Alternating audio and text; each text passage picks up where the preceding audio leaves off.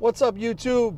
I want to tell a story today about an experience I had in an inpatient facility that really changed my outlook on sobriety and really gave me a bad taste on a lot of doctors that are in sobriety. And the inpatient therapy that I'm going to be talking about is Rogers Memorial Hospital, that is in Wisconsin. It was a West Allis location. And I was recommended there by a Suboxone doctor that I was with. Now, this doctor that I was with was good. Now, if you've seen my Suboxone videos, I talk about finding a doctor that fits what you want to get out of the treatment. This was a doctor that believed in weaning off of Suboxone quickly, using it as a bridge, not being on it for life. So I was in that program for about 6 months, starting at about 16 milligrams of Suboxone, going down to 8, going down to 4, going down to 2 milligrams a day. And then I think I got to the point where I was still splitting the 2 milligrams in a day, and I was taking maybe 1 in the morning, possibly 1 in the afternoon if I needed it. But I was still struggling to come off of the Suboxone. I was still having withdrawals. I tried going a day or two without it. And the withdrawals, even coming off of 2 milligrams of Suboxone, were still fucking terrible for me. So I asked my doctor, I was like, is there somewhere that I can detox that you recommend, that I could do maybe like a 3-day detox just to get through this and just to get out of it? And she recommended Rogers Memorial Hospital. So I ended up going there, and I ended up talking to the people when I was checking in. I was telling them, hey, I'm coming off of Suboxone. I need to detox. I need a couple days where I can just detox, get through these withdrawals, and then come out. And it didn't seem to be a problem. They ended up checking me in. And when I got into there, it was actually a really nice facility. Unfortunately, when I got in there, a lot of the people that were there, nobody was really in this wing that I was in, was there for withdrawing off of drugs. I would say I think there was one other person there that was withdrawing off of drugs, but maybe like 10 other people that were there for suicide watch. It's not a problem. It was kind of uncomfortable at the time because when you're withdrawing off of drugs, they have different things that you are able to have that people that are on suicide watch can't have, which makes it incredibly uncomfortable. For example, anybody withdrawing off of drugs had access to a fridge that was in there you were able to get Gatorades and other snacks and other things that people there that were not withdrawing weren't allowed to have, which made it incredibly fucking weird.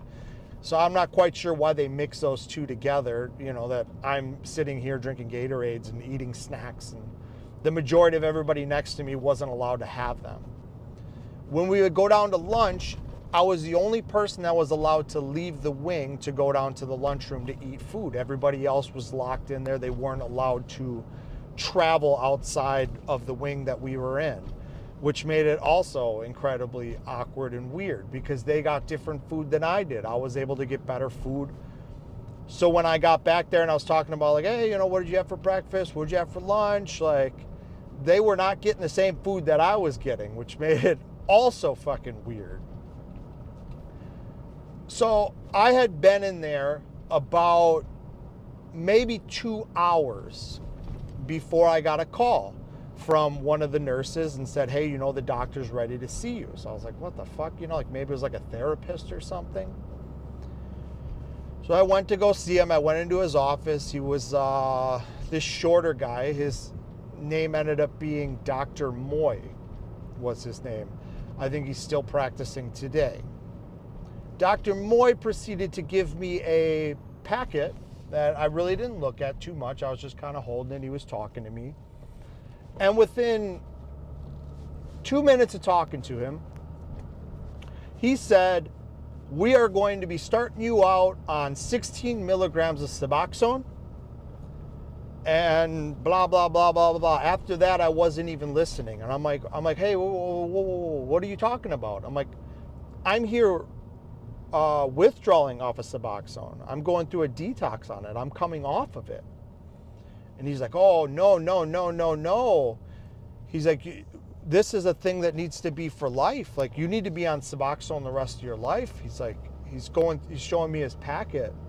And he has this fucking packet that literally says, like, you need to be on Suboxone the rest of your life or you will fail. Plain and simple. This is what this fucking guy was telling me. I'm like, hey man, like, I'm not taking the Suboxone. Like, I'm here trying to come off of it. I've spent the last 6 months of my life weaning off of it to come down to this moment where I'm fucking withdrawing right now. I'm sick.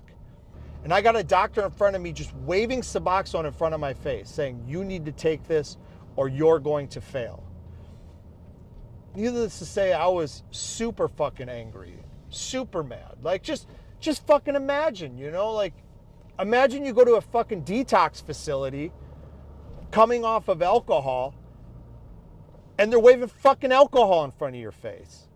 Like, when they put me into intake, you don't think they could have fucking told me, like, hey, you know, you're going to be offered Suboxone as soon as you walk into this building? You know, like, the doctor knew my fucking paperwork. He knew why I was there. And he just proceeded to tell me that my decision was wrong, that I needed to be on it the rest of my life or I was going to fail. So at this point, I needed to get the fuck out of here. So I'm asking to make a phone call. I'm like, I need to make a phone call. I want to leave. They tell me, you know, phone calls aren't until this time or that time. I'm like, hey, I want to get the fuck out of here. Like, I need to leave. Because this guy's waving Suboxone in my face and I'm literally here coming off of it and I'm trying not to take it. You need to get me out of this fucking place because this is a fucking dangerous fucking zone for me right now. They wouldn't let me make a phone call. I was arguing. I had to wait to make a fucking phone call. So finally I made a phone call. You know, they wouldn't let me just fucking walk out of the building. They kept fucking dancing around shit. And I'm like, hey, listen, I'm here on my own. I signed up on my own. I'm not here legally. I don't have to fucking be here. Like, you should let me out the fucking door right now. But the problem is that when they went back to the doctor and said that I wanted to leave before the 3 days was up, he went against it and said, you know, as far as my opinion goes, is that he's not ready to leave. I don't agree with it. So when the doctor doesn't agree with you leaving, all of a sudden there's a fucking problem. Now they can't fucking hold me there. But if I leave on, you know, without the doctor's opinion saying that I can, all of a sudden insurance isn't picking it up. And that's a big fucking problem for inpatient therapies. You know, whatever inpatient, I don't know what it would have been with insurance, but without insurance, you're talking about thousands of dollars a night. And by this time, they've already kept me there for, you know, over a day, just trying to make a phone call, trying to go through these loopholes of trying to get the fuck out of here. And I was just in such a bad mood. I had a roommate where this guy, he was there on suicide watch also. I ended up asking the nurse about him because this guy, he would just sit in his bed. He would sit in his bed just perched up like this. Even throughout the night. He didn't even sleep. He always had like this knit hat on. And he was the guy that actually put a gun in his mouth, pulled the trigger, and it must have like just cut like his nose off, went through his eye and like right through the front top of his brain. And he survived. So he had like this whole caved in part of like his face. And he would kind of like cover up the hole that he had like on his head with his knit hat. But the guy never fucking closed his eyes. He never fucking laid down. So I'm fucking laying here just looking over at this fucking guy like, holy shit, you know, like, I don't know. Like, if you're in a strange fucking place, like, I'm not necessarily fucking worried about him, but I'm like, why does this guy just keep fucking staring at the wall, you know? Like, holy shit. So I'm like sleep deprived, fucking withdrawing, pissed off about what this doctor told me because I'm confused. At the time, I'm like, is he fucking right? Like, there's no fucking way. Like, there's no way. Like, he's comparing this to, like, having high blood pressure or having diabetes, that it's just going to be that way for the rest of your fucking life. You're just going to have to take this Suboxone the rest of your life or you're fucked. And I was confused at the time. I didn't know. And even at the time, I was like, there's no fucking way. Like, there's absolutely no fucking way that I will take this the rest of my life. I am not hanging on to this fucking burden, taking this fucking pill the rest of my fucking life. Like, it's just not fucking happening. And eventually I ended up getting out of there. Eventually we ended up getting strapped with a bill that was thousands and thousands of dollars. I remember I had my mom was going through the bill. I ended up calling them, and I believe that she ended up threatening to sue them. I don't know how far up she ended up going to, and she ended up getting all the charge, like all of my charges in there dropped, because I was set up for failure. It was fucked up. And I'm not against inpatient therapies. I know a lot of people that had gone to Rogers and had a positive experience, for maybe other things. They have other locations. I know people that have gone to inpatient therapies that have had a lot of luck with them. I just had a bad experience, and I met a doctor that pretty much set me off for the rest of my life. Like, when I'm feeling fucking down and I start thinking about, giving up, or things aren't going my way, I don't feel good, I think about that motherfucker. I think about him all the fucking time. And I know he's still practicing to this day, and I can't wait to that fucking day where I go down to that fucking doctor's office and just tell him what the fuck I think. Comparing my addiction to high blood pressure is one of the most fucking ridiculous things I've ever heard. It's fucking bullshit. If doctors are fucking telling you this, fuck them. There is a fucking way out. I'm 10 years fucking clean right now. No fucking relapses. 10 years clean off fucking everything. Haven't took Suboxone in 12 fucking years. Like, fucking look at me now, motherfucker. There is a fucking way out. There's always another fucking way.